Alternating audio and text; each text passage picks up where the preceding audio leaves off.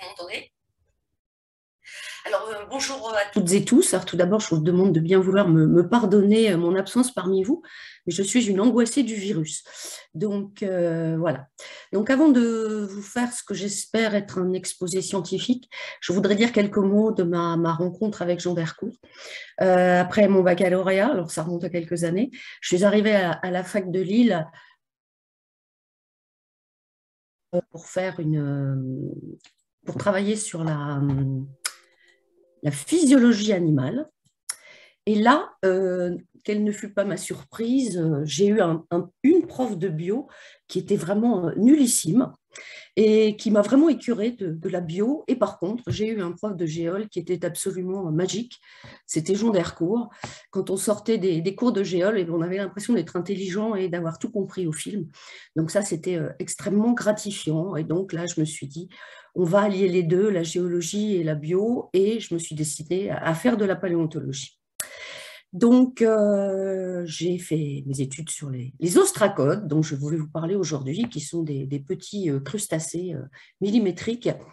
Et là, durant cette thèse que j'avais commencée dans les Ardennes, sur du Carbonifère, Jean a donné un coup de pouce à cette thèse et à ma carrière par la suite, en m'envoyant dans la cordillère nord-américaine. C'était à l'époque où l'équipe de Jean et de Jean Aubouin travaillait sur cette cordillère nord-américaine. Donc voilà. Ensuite, avec tout ça, j'ai fait partie d'un certain nombre de personnes appelées la mafia lilloise. Et j'ai réalisé tout à l'heure, en y réfléchissant, que cette mafia lilloise, en fait, ce n'était que des micropaléontologues au départ, avec Patrick, avec Bruno. Et donc après, on s'est tous retrouvés à Paris, sous la houlette de Jean Dercourt, qui m'a permis aussi de m'épanouir dans la micropaléontologie en faisant autre chose que de la détermination systématique. Et j'ai eu la chance de faire partie de l'expérience Péritétis. Ça a été 4 ans, bien sûr, de travailler avec Jean, qui nous demandait beaucoup, mais qui nous donnait beaucoup, mais aussi avec Eric et avec Marie-Françoise. Je ne suis pas là d'oublier la marge nord, la marge sud et les validation points. Donc, je vais vous parler maintenant d'Ostracode et je vais associer à cette présentation Marie-Béatrice Forel, qui est une de mes anciennes étudiantes et à laquelle Jean a permis d'obtenir un grand prix de l'Académie des sciences, qui a beaucoup aidé Marie après sa thèse. Donc, je vais vous parler de paléopsychrosphère au paléozoïque supérieur essentiellement, et Trias, et voir ce que les ostracodes ont apporté à cette étude de la paléopsychrosphère.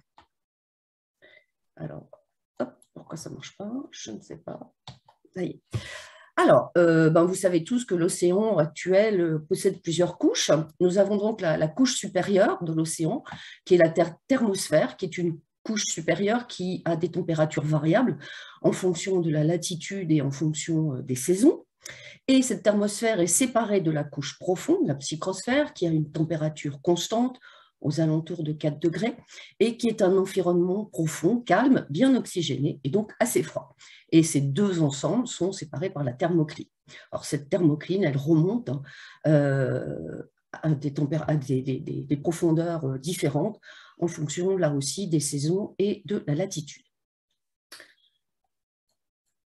Donc, au Paléozoïque supérieur, on a découvert des faunes d'ostracodes qui, je le rappelle, sont des faunes benthiques, carbonatées. Hein. Les ostracodes sont donc des crustacés qui génèrent des carapaces bivalves calcifiées.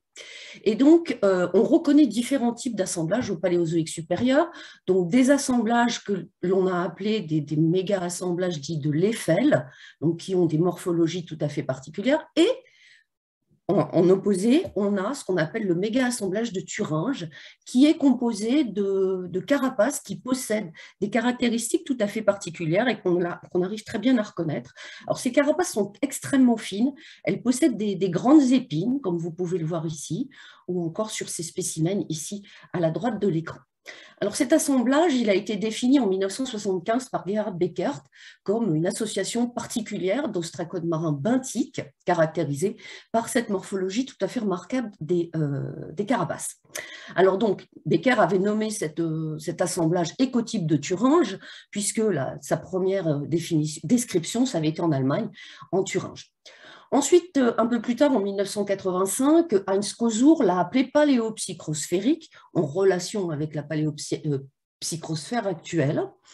Ensuite, en 2008, Jean-Georges Casier est revenu au nom de Thuringe, l'a appelé méga-assemblage de Thuringe, et c'est une dénomination qu'on a conservée dans la synthèse qu'on a faite de ce type d'assemblage en 2008 avec David Horn, qui était professeur à la Queen Mary University. Marie-Béatrice, actuellement, dans un article sous presse, appelle ça les faunes off-shelf. Donc, ces faunes paléopsychrosphériques, ces faunes de l'écotype de Thuringe, eh bien, elles sont donc contemporaines des faunes de la plateforme.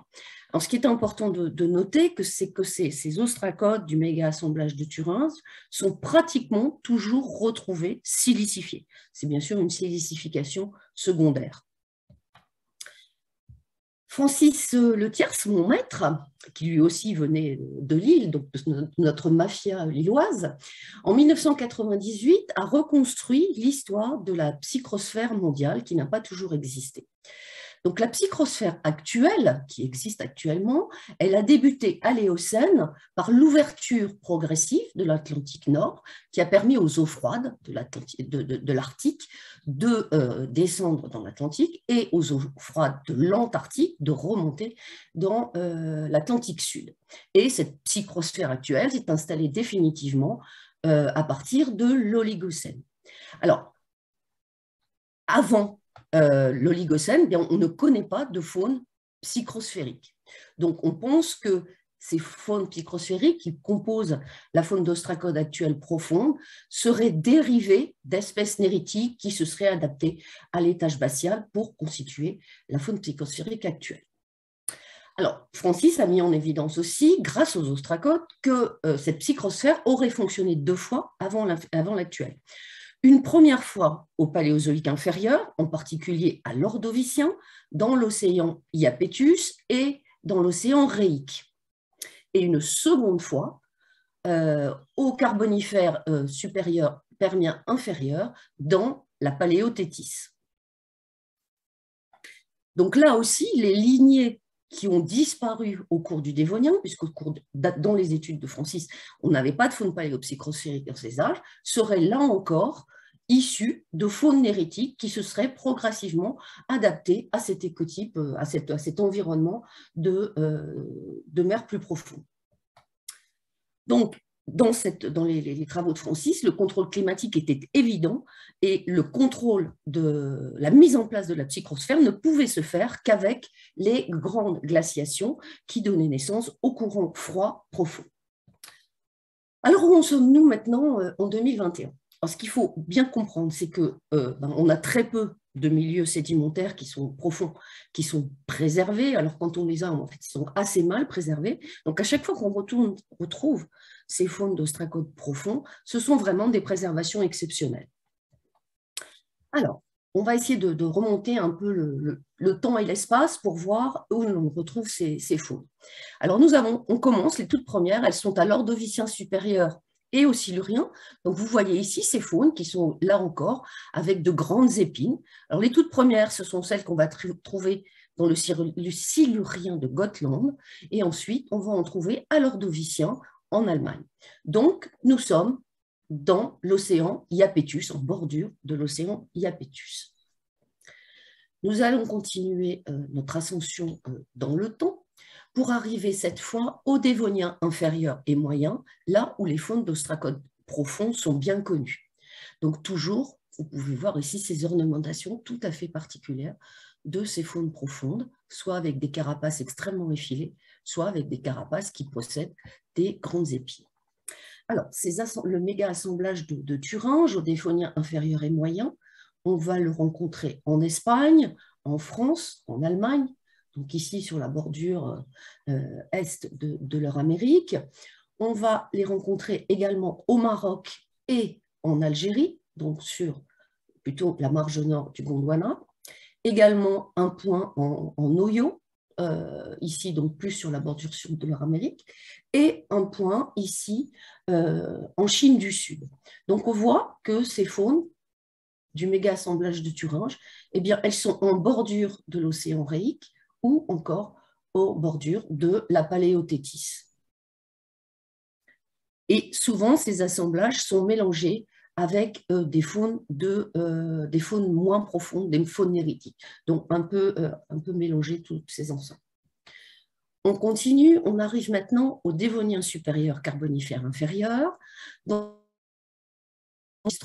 Pologne, et également ici des faunes du sud de la France. Donc, nous avons une évolution de l'océan Réique et de l'océan Paléothétis. Nous avons des affleurements qui se situent ici, en Allemagne, en Pologne, en France, dans le sud de la France. Également des assemblages en Turquie. On en retrouve toujours au Maroc et en Algérie. On a ici un affleurement qui correspondrait au Tibet et des affleurements en Chine du Sud et en Oural. Et on a un point un peu isolé ici en Sibérie, au nord-ouest de la Sibérie, où les données sont un petit peu plus douteuses.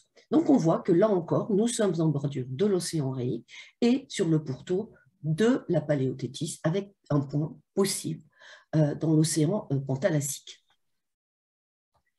Nous continuons à monter au cours du Paléozoïque et nous arrivons au Carbonifère supérieur, Permien inférieur et moyen. Donc là, nous avons des travaux qui ont été faits. Oups, je ne retrouve plus ma souris, elle est là. Voilà, ici des travaux que j'ai conduits sur le Permien moyen de Sicile, donc toujours ces faunes, avec des ornementations tout à fait caractéristiques. Ici, des faunes que j'ai trouvées dans l'ouest du Canada, dans des blocs dits exotiques.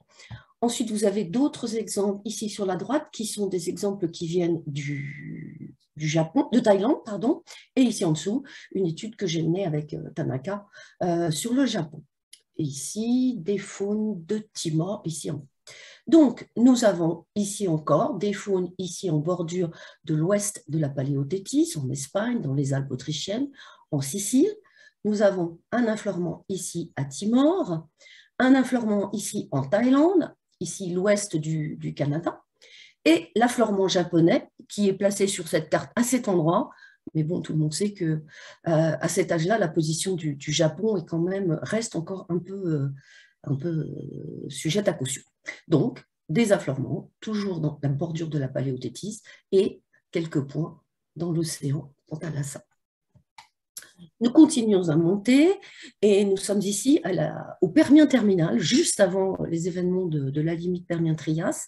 Et le seul point que nous ayons, et je suis assez confiante dans ces données, puisque j'ai fait le terrain avec Mathesa de Yuan, et donc je suis sûre de l'affleurement et des déterminations.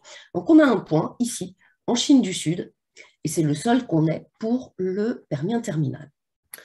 Après les événements de la limite de Permien-Trias, eh bien, il y a un gap. On n'a aucune donnée sur le Trias inférieur et les radiolaristes seront d'accord avec moi que c'est une époque où il y a le gap de la silice. D'ailleurs, j'aimerais un jour comprendre pourquoi il y a ce gap de la silice. Donc là, on n'a absolument aucune donnée sur le Trias inférieur. Nous allons retrouver nos faunes du méga-assemblage de Thuringe au Trias moyen, donc ici, avec à l'anisien. On a une faune très très abondante dans l'anisien. Donc ça, c'est des études qui ont été menées grâce au programme Péritétis, puisqu'on est allé travailler après le programme Péritétis avec Eugène Gradinaro en Dobrodja. Et on a pu publier, non sans mal, on a réussi, ces faunes de l'anisien qui sont vraiment tout à fait caractéristiques du méga-assemblage de Thuringe.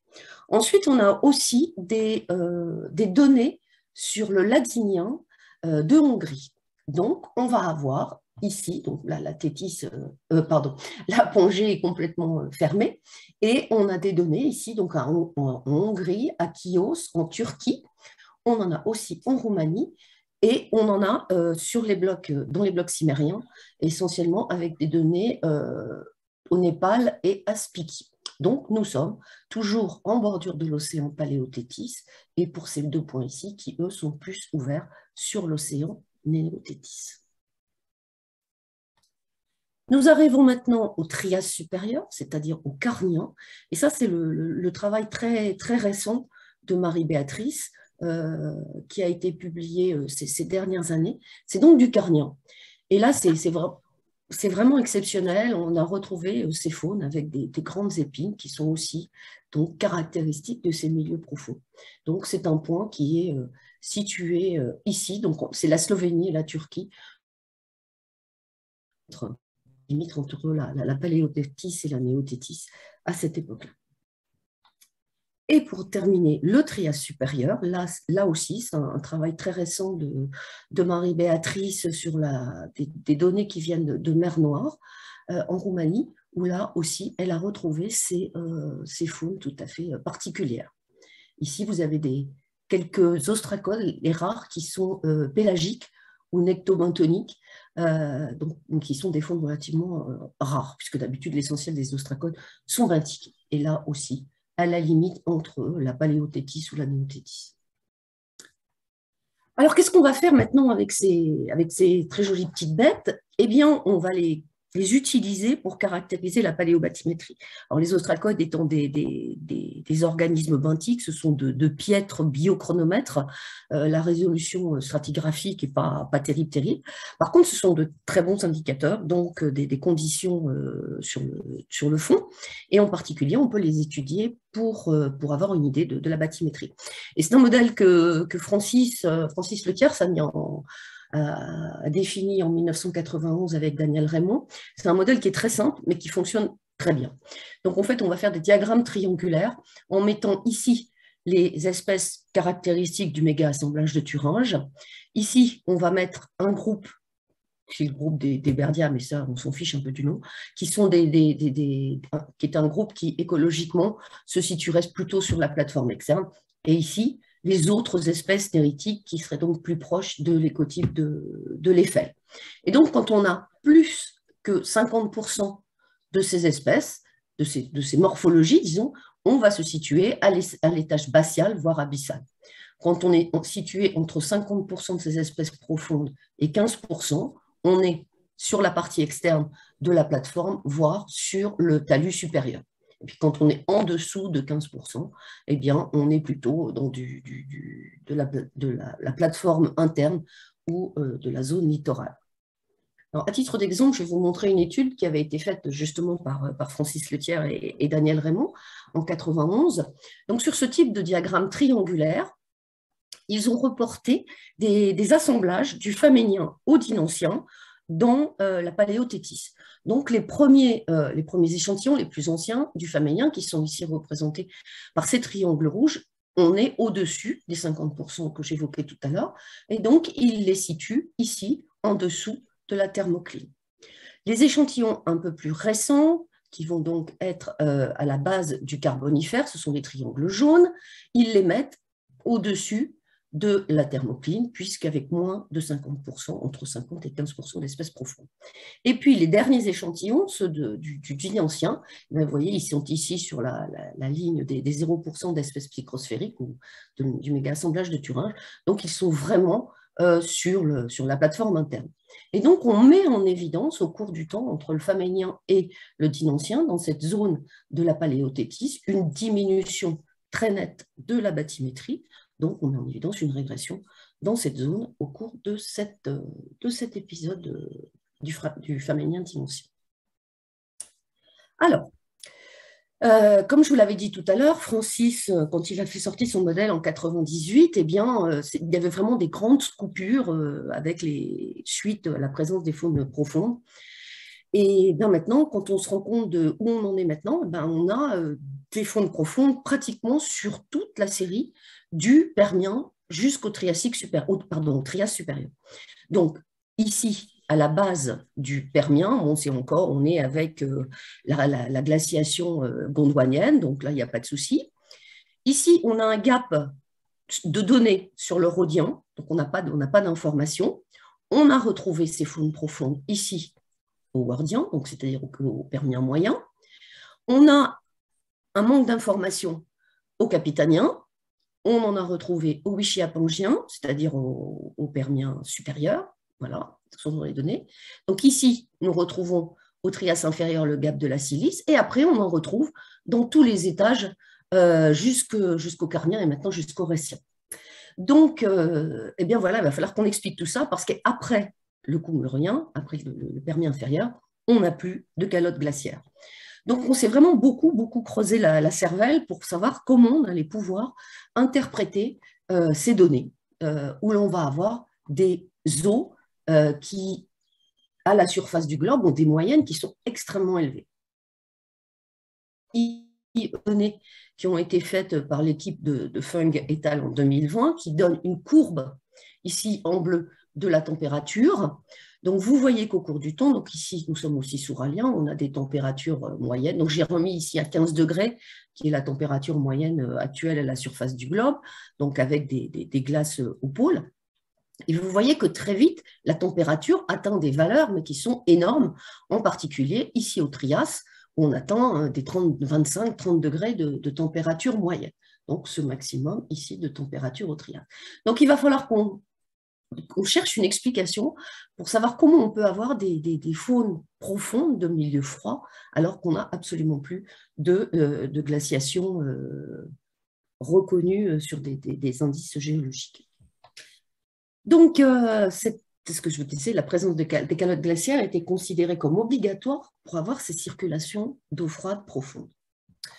Bon, il a été montré que des différences de densité contrôlées par la température et la salinité avec les eaux environnantes peuvent générer des circulations océaniques avec des températures de surface inférieures à 10 degrés avec une salinité de 34,5 pour 1000 et inférieure à 5 degrés avec une salinité égale à 33,5 pour 1000.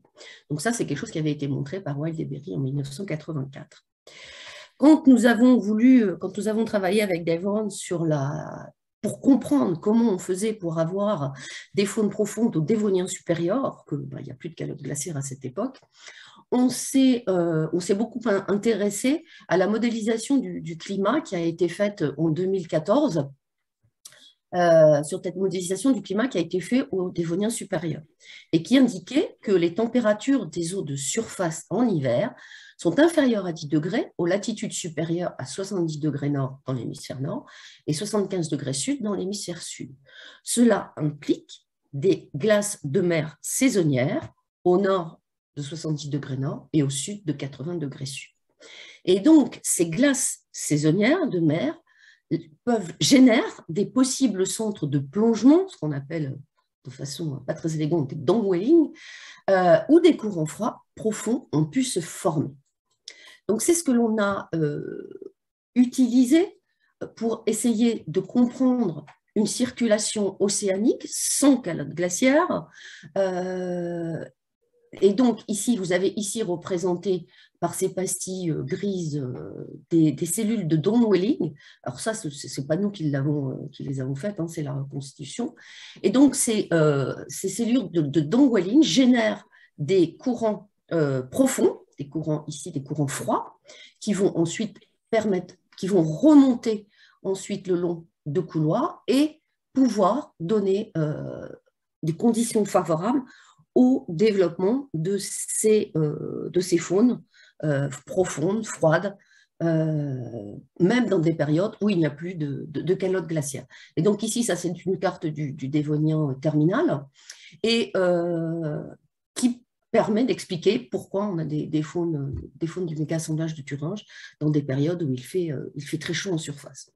Et c'est le scénario qui nous semble pour l'instant le plus plausible au cours du Trias. C'est surtout le seul scénario que l'on ait pour l'instant et on n'a pas d'autres hypothèses pour expliquer nos faunes profondes, froides au Trias. Donc voilà ce que je voulais vous dire et vous présenter. La disparition des fonds océaniques profonds laisse très très peu de chance à la découverte de ces faunes. Donc en particulier, je vous ai dit qu'on n'avait pas de données sur certaines périodes du Permien. Je pense que là, c'est juste une question de temps et d'opportunité. On va les trouver. Je suis sûre qu'elles y sont. On n'a pas de données sur les assemblages de Thuringe dans l'océan Pantalacide. Ben forcément, il a disparu, donc il faut vraiment trouver des affleurements formidables et exceptionnels pour les trouver.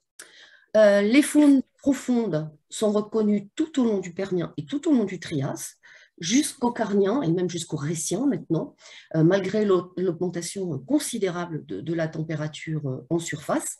Il y a le gap du Trias inférieur, donc donné essentiellement, enfin relié essentiellement au gap de la silice. On envisage une courantologie de fond avec une circulation haline et ou thermique sans calotte glaciaire. Et ce qui est très important aussi de noter, c'est que l'on considère qu'actuellement, ces zones profondes ont pu servir de milieu refuge lors d'événements catastrophiques comme ceux de la crise de la fin du Dévonien ou de la crise du Permien-Trias, et en particulier au Trias inférieur, alors qu'on est au maximum de de la faune, et on pense que ces milieux profonds, évidemment, il ne faut pas se leurrer, parce on a assez peu de data, pourraient avoir été des milieux refuges durant certains événements. Et en particulier, on pense à ça, parce que dans le Carnien de Turquie, on a retrouvé des paléocopes, c'est-à-dire des ostracodes à bord dorsal droit, et ces paléocopes sont censés avoir disparu à la fin du Permien. Donc on se dit que là, il y a vraiment quelque chose d'extrêmement intéressant à continuer à explorer. Donc c'est sûrement pas moi qui le ferai, mais je suis sûre que Marie-Béatrice va continuer à se pencher sur la chose et nous trouver des choses absolument magnifiques. Je vous remercie beaucoup de votre attention et je remercie Jean, où qu'il soit, pour tout ce qu'il m'a apporté.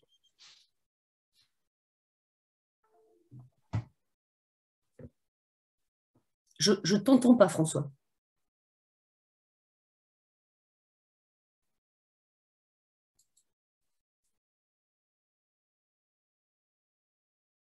Non, je ne vous entends pas.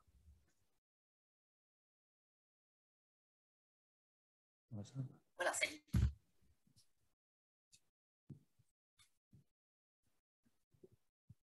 Oui, bonjour Sylvie, c'est Sylvie Bourquin. Bonjour Sylvie. J'avais une question, je trouve très intéressant. Tu dis qu'il y a une préservation tout au long du Trias, mais si j'ai bien compris ton schéma, tu envoies au Carnien, tu n'envoies pas au Norien et tu envoies au Récien. Ouais. Et au Carnien, est-ce que par hasard, tu saurais le caractériser à quelle période du Carnien t'es? Est-ce que ça ne peut pas être lié au Carnien de Pluvial Event, avec tous ces flux d'eau froide qui viennent, avec tous les faciès fluviatiles qui viennent du nord et qui, a priori, sont liés avec… Est-ce que tu as regardé cet aspect-là des choses qui viendraient Oui. de Scandinavie jusqu'en Thétis, quoi? Alors, c'est pas moi qui ai fait cette étude, c'est Marie-Béatrice. Donc, je lui renvoie un peu la balle. Malheureusement, je pense qu'elle n'est pas parmi vous. Je ne saurais pas te dire exactement où ça en est. Mais ce qu'il faut savoir, c'est qu'on a très, très peu de données, hein. C'est vraiment des spots exceptionnels, donc dans le Carnien, dans le Récien. Donc, on n'a pas une évolution régulière de tout ça. Donc, on a encore beaucoup, beaucoup à faire. Et ce n'est pas impossible que ce soit lié à l'événement pluvial, mais ça, je ne m'avancerai pas. Jean-Laurent Billon, moi je voudrais revenir sur l'hypothèse que vous faites de l'absence de glaciation au Dévonien supérieur. J'ai eu la chance il y a quelques années de travailler dans le sud de la Bolivie et il y a les plus belles diamectites marines qui soient, qui sont attribuées aux Struniens, mais qui ont été redatées par des acritarches et qui sont définitivement du Faménien. Donc si on a des diamectites marines, ça veut bien dire quelque part il y a des glaciers au moins qui arrivent à la mer. Donc je serais peut-être moins catégorique sur l'absence de glaciation à cette époque-là. C'était Babin, en plus, je crois, qui avait fait des travaux de datation, ou une thésarde de Babin. Oui, alors on a travaillé en Bolivie, nous aussi, sur tous les sédiments carbonatés qu'on a pu trouver du Dévonien et du Carbonifère, et malheureusement, on a trouvé zéro ostracode. Donc, bon, mais je ne remets pas en cause ce que vous dites, hein.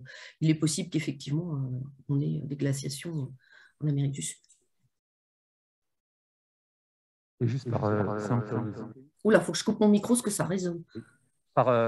Est-ce qu'on a une idée de pourquoi ces faunes profondes et froides développent des ornementations, des épines Alors, c'est une étude qu'on avait faite avec Francis, un peu de temps avant qu'il s'en aille.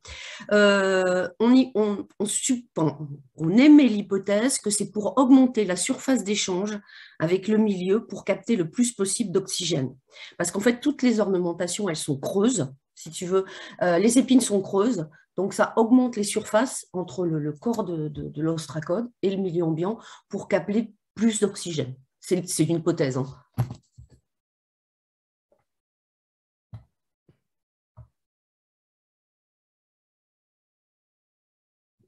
Bon, pour les périodes récentes, les ostracodes sont un bon indicateur paléobathymétrique. Est-ce que là, pour ces périodes plus anciennes et dans les zones profondes, on peut essayer aussi d'évaluer un peu plus précisément la paléobathymétrie? Je n'ai pas entendu la question.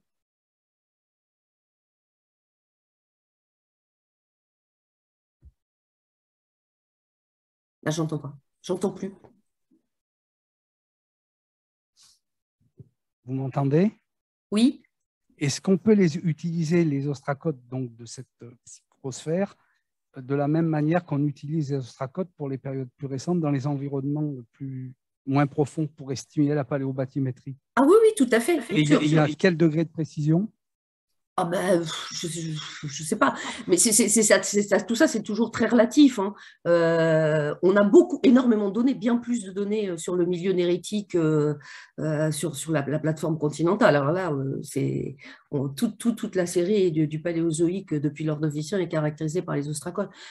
Aujourd'hui, je vous ai présenté que du profond, parce que c'était plus relié à la paléogéographie et que c'était peut-être plus dans ce qu'aurait aimé entendre Jean.